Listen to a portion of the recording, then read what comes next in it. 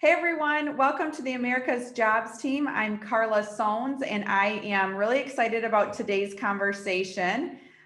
With us today, you might recognize a familiar friend in the business. Michael Catsi is here with us today, and he serves as Economic Development Manager for Tacoma Public Utilities.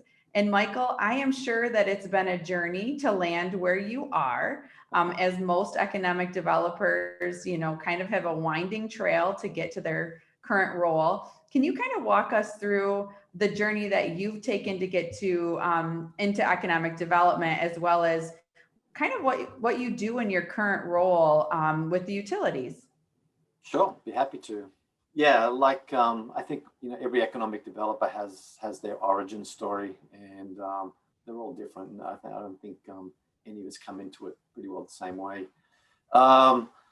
Where would I start? So I left Australia back in '89 just to do what I thought would be a five-year world trip, sort of go around, explore the world, and then get on with my life when I got back there. And that trip took me to a little town in Alaska where I got some seasonal work.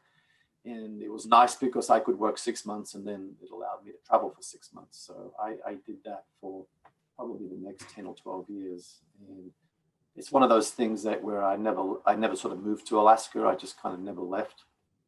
And at the end of that, sort of after being there for 13 years, it was time to start looking for year-round work, not seasonal work.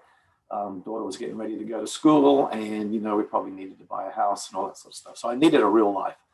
And one of the things I started doing was working for the local tribe as an environmental specialist. And at the same time, the city had sort of disbanded its Economic Development Commission and sort of zeroed out its economic development budget because the economic development manager that they had hired didn't turn out to be good, and it's one way to move her on and move to a different form of economic development for the city. And they basically allowed for the creation of a nonprofit, which they would fund. And it was run by a board for quite a while before they started looking for an executive director to take over. I'd been at the tribe for a while, and then they approached me about doing this work. And I told them, I don't think so. I've got a great job, and I don't even know what this economic development is that you talk about. It was one of those things that you hear, but you don't really think much about. And I said, I don't have a degree in economics, so I'm not really qualified probably to do the job. And so they left it at that. I said, no, I just kept doing my job. And they came back about 3 or 4 months later and said, we really want you to do this job. And I said, okay, what is it that you want me to do? And they kind of laid out what it was they expected of me. And I thought, oh, well, I can do that. And so I basically became the first executive director of that organization. And I had to find an office. I had to find furniture. I sort of put the whole thing together from scratch, and then sort of really took to turning what had been sort of an amateur volunteer economic development effort within the city into more a professional side of things. And like I said, I first thing I did was when I got the job was I looked up economic development and tried to work out, what it was, or what my goal was at the end of the day. And so I was there for 4 years doing that, and I really loved it. I struggled through the first couple of years on my own and just trying to work out what it was I was doing and how to fit in. And started taking classes through IEDC and connecting with economic developers around the state, and really just fell into it. I just really, really love economic. It was one of the jobs that I'd come across that I just fell in love with. And from there, I moved from there to Anchorage to take on the executive director position at a regional economic development organization. And again, that was further expanding my efforts, because going from local economic development to a region I hadn't been to before. And the region in Alaska, when you talk about areas, it's sort of different scale. My charge was an area somewhere between Michigan and Oregon. So my jurisdiction was larger than I think 39 states in the US. So, Wow. so you spread. So you have this. You have a situation where you have 55 communities spread across that entire region, and there wasn't a road between them. So you got everywhere by flying and taking boats and stuff like that. And commercial fishing in that region is the major industry. And I was doing that for quite a while, and I really started to just, again, expand my knowledge of economic development in different industries. And I got a call from the state's Development Finance Authority asking me to come over and sort of take on a new position there as a business development director, and something they hadn't done before. They were sort of more of a passive organization, and they wanted someone to sort of go out and hustle a little bit and sort of be that single point of contact for people who were interested in getting economic development projects financed. And so that was interesting too, because I didn't know anything about the finance side of economic development, and to be thrust into a finance development organization was a real learning period. And I really enjoyed my 9 years there and really expanded what I knew about economic development. And then it was just, after 29 winters in Alaska or whatever, it was time to go. It was time to move on to something else and move closer to our daughter, who moved to Vancouver, BC, and in Canada to go to school.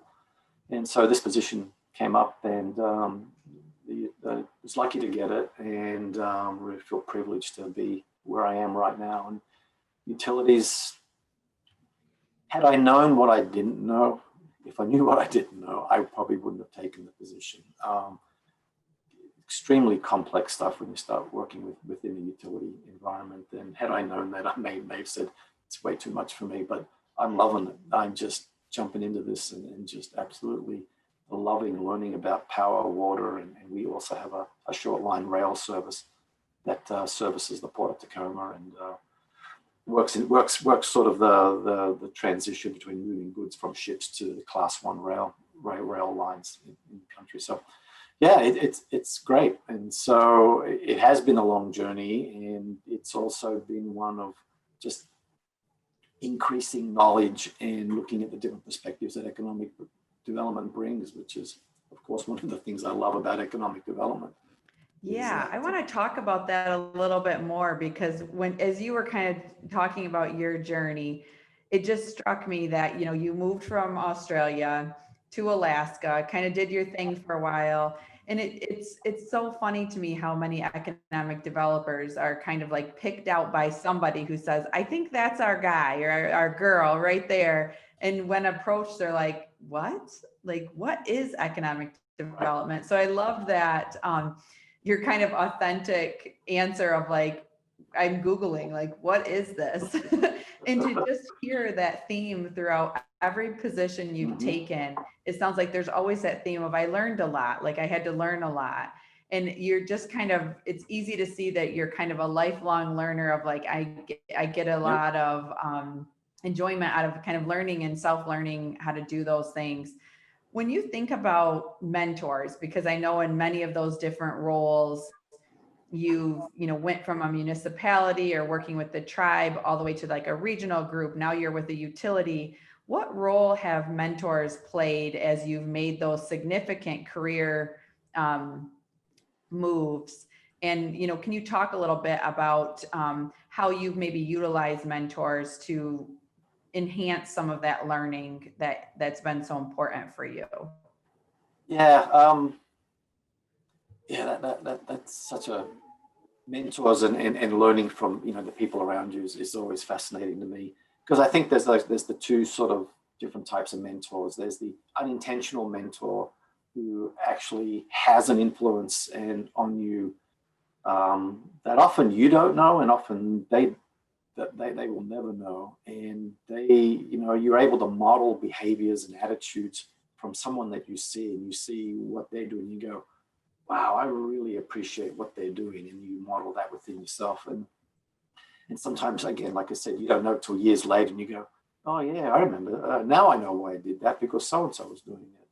And so that sort of subliminal mentoring is really critical, because I think it is part of our lives, and often we don't know just how much of part of our lives it is. But then there are those sort of intentional mentors, you know, people you reach out to, or people you who just kind of take you under their wing. And I think what I appreciate the most is they're often the people who will give you the chance to fail and fail on your own terms, and then be there to sort of help you work through the issues at hand, and then move on to, you know, sort of learn from that, and then and sort of see growth from it. And I think that was part of that first job for me, was just the fact that, you know, these sort of the board, a couple of members of the board that originally hired me to start economic development, it's just really had enough faith in me to take on something that I had no idea what I was supposed to be doing. And they just saw something in me that I didn't. And they sort of gave me the latitude and said, hey, just go with it. And they didn't dictate, they didn't prescribe what I needed to do. They kind of gave me a broad outline and said, just do it. And then that's kind of what happened. And that's, and I've always really appreciated that ability to sort of, that permission to just go and fail and learn and fail and learn, and sort of fail forward is what I like to say is, you know, so you're always learning something. And then several years back, I had, again, so sometimes you question your own leadership, or you wonder why things happen the way they do. And I've always found myself in leadership positions, and it's always been this place where I end up at when I had no intention of getting there. You know, I ended up on a path that I didn't put myself on it. It just seems to have opened up for me, or someone's put me there, so I've often seen I haven't seen the leadership qualities within me. And I was working with a mentor a couple of years back, and she helped me explore leadership in terms of just leadership in general, and then helped me look at leadership, you know, look at myself through a leadership lens. And it was there that we sort of worked out, well, I do have leadership qualities. I just never recognized them before. And I end up where I am because of a reason. And I'm often there because other people believe I need to be there. And so I would often question, is it, why am I here? Why am I at this table with all these amazing people? What am I doing here? And yeah, she helped me really look at myself through that lens. And I don't ask myself anymore, why am I here? I'm here because other people want me to be here, and I accept that, and I acknowledge that, and I'm at the table, and I do whatever I can to add value to the conversation. And so it's been really critical, because it's changed the way I show up, you know, and I think half of what we do is about how we show up, and that's been really critical to me. I want to talk a little bit. You when you were talking about mentors, you said one of the things that you've really appreciated about those mentors is their ability to kind of let you fail and to help you get things back on the rails and to experiment a little bit. And failure is sometimes something that leaders, you know, shy away from talking about. But I firmly believe that people learn a lot by hearing about other people's tough lessons. So is there a lesson that you can recall maybe in your earlier years as an economic developer, or maybe it's recent, where you were like, man, like that was something that I didn't see coming, wish I would have done it differently? Like, what's kind of a tough lesson that you've had to learn in your career that maybe somebody else listening to could learn from? Yeah, interesting question.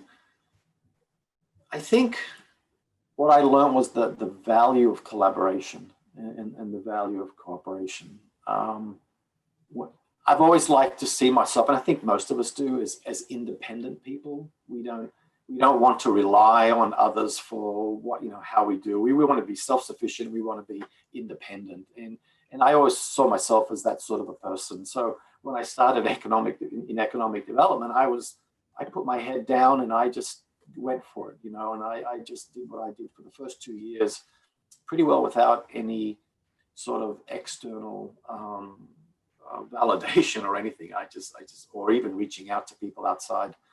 And after 2 years, I thought, you know what, I wonder if I'm even doing economic development. I wonder if I'm doing it the right way. And I started looking into things, and I noticed, you know, the IEDC classes. So I went and did an IEDC basic economic development class. and was just blown away, at the depth of economic and the breadth of economic development, all the things that you really needed to know. And I hadn't gotten that. I really missed that bit. And so when I got back to town, I started reaching out to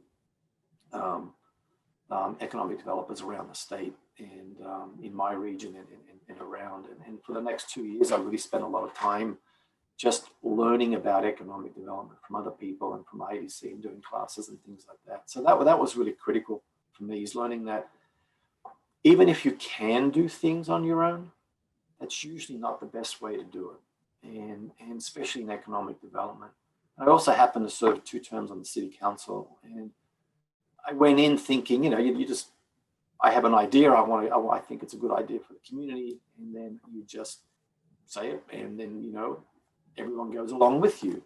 But I think what I learned very quickly is that I'm only one vote, and so unless I can bring 3 others to the table and get them to agree with me, then I wasn't going to get anything done. So that was something I learned very early on, just being a city council member, was that I can't do it on my own. So I learned to think of good ideas, then run it by the other members to see what they thought could be improved. And when it was finally brought out, I had at least some consensus and some sort of knowledge of what it was I was trying to do, and then I needed to pitch it. But I can't do it on your own, and I think even if you can, you shouldn't. I have a couple more questions to ping your way. One of them, I want to get to how your community has kind of responded to everything that's happened in 2020. But before we go there, I want to continue talking just briefly about your leadership. And I can tell that you're still really excited about economic development and really passionate about it. And as you know, it's kind of a relentless job. Like there's always something to do. There's like always different hurdles and different barriers that you're trying to overcome. And so how do you, when you're knee deep into a project and things aren't going so well, how do you kind of recharge your own battery so that you can show up and be fully present in the work that you're doing on behalf of the communities that you serve? In general, I recharge just by taking time to myself and just enveloping myself in something else that just distracts me from whatever I do. And doesn't matter what it is, just take some time off, relax.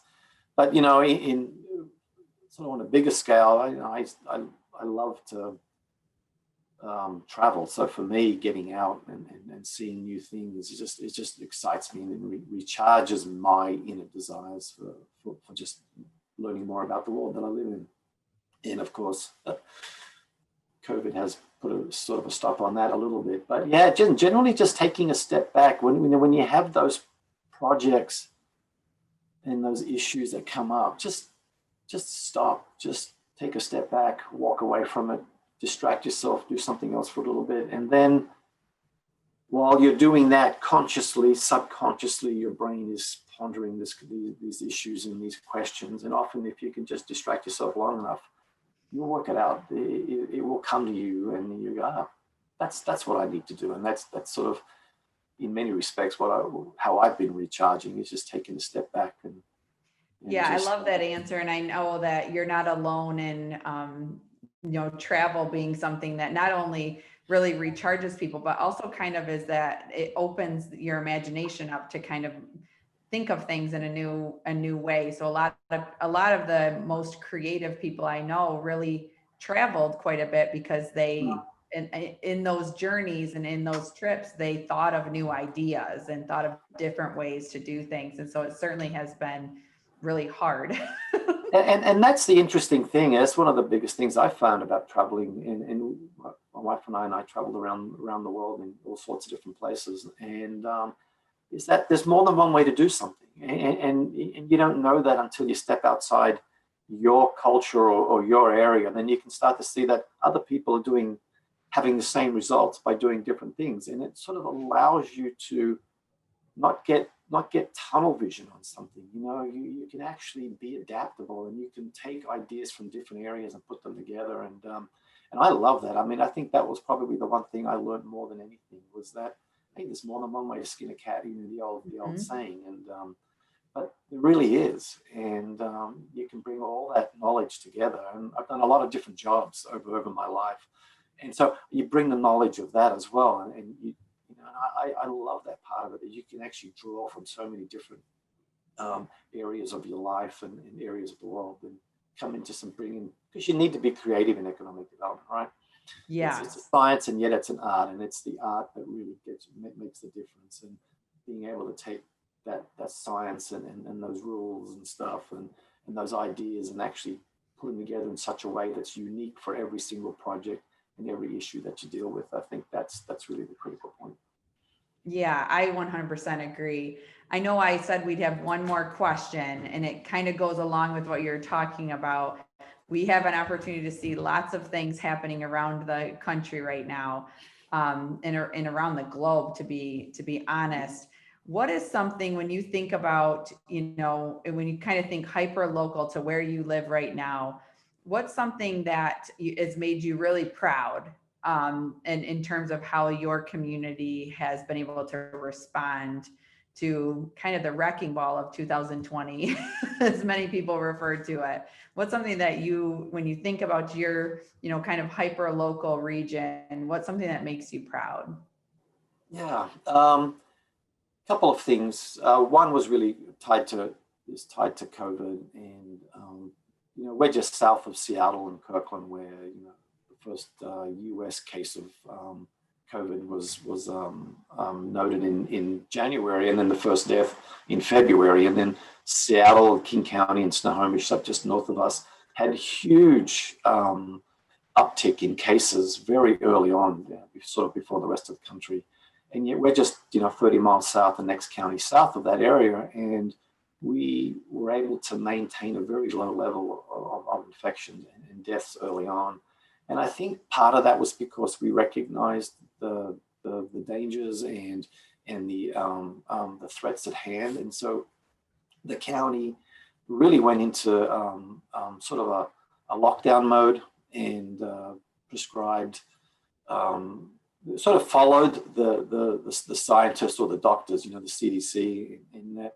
And I think that really made a huge difference in the fact that they, were masking up. We were sort of asked to mask up and to sort of keep some sort of physical distance. And I think that was crucial to be able to keeping the infection in check for quite a while. I mean, it was months later until we really started taking off on numbers. And but we've still never sort of gone back on phase 2 in terms of reopening.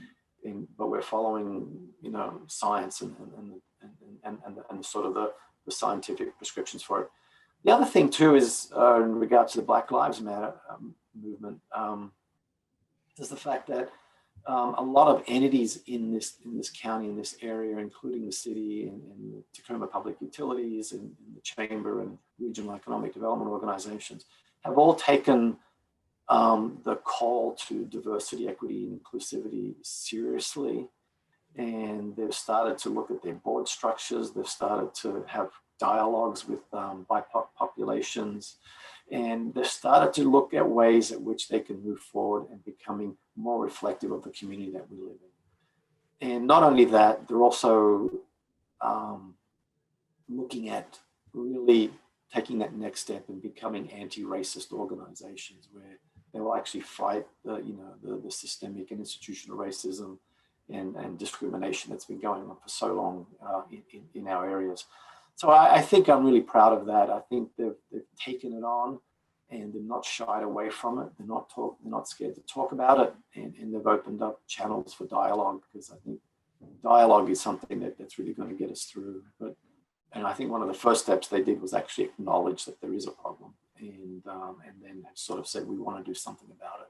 So I think in those two areas, in terms of COVID response, and then sort of in a response to the Black Lives Matter movement, I've been really proud of what we've accomplished here in Tacoma and Pierce County. Well, those are certainly two incredible things to be proud of, and I'm glad that you shared those. I know that a lot of communities have had great responses to both issues, but it's always great to hear what communities are doing. And I appreciate your thoughts on that and just what your organization is doing to impact that movement. So I know we promised you a short interview, and I really, really appreciate your time and your energy that you put into today and just your story. And just want to thank you for being a part of our podcast. I know you have a lot of things going on that you could be doing, but we certainly enjoyed having you today and just learning from you, and certainly sharing your story again, all the way from Australia, now to Alaska, back to the United States, with the rest of the world that listens to the podcast. So thank you so much for being with us today. And we hope to see you at some point in person soon. Yeah, that'd be great, right? Yeah. Thank you very much for having me. I really appreciate it.